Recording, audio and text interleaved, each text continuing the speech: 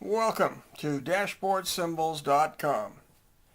Here we update replacing the dead battery in a Cadillac key fob with a fresh one. We will use the tip of a very small screwdriver and we'll need a new CR2032 battery. The owner's manual cautions against a move we will demonstrate while accessing the battery and show why this mistake should be avoided. Look for the release button on the side of the fob as shown. Push it and pull on the key ring and we have removed the mechanical key, which is hiding the spot needed to open the fob. It will be tempting at this point to use the mechanical key in its slot to separate the two halves. However, the plastic the back is made from is very, very thin and easily damaged. Don't do this.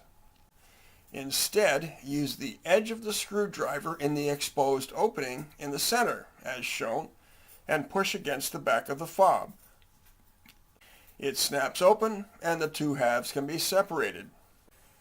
The battery is now seen with its markings down. The tip of the small screwdriver will get beneath it. And there's our CR2032.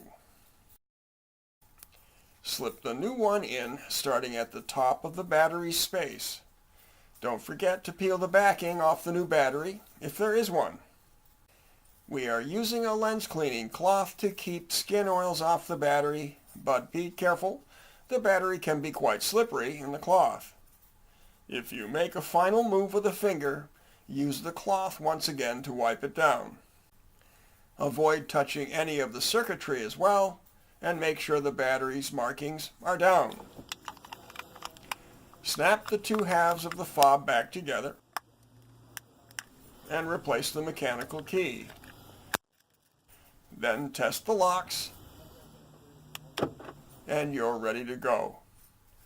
For help with other push-button or keyless start cars and key fobs from this or other manufacturers, look for more videos from us here on YouTube.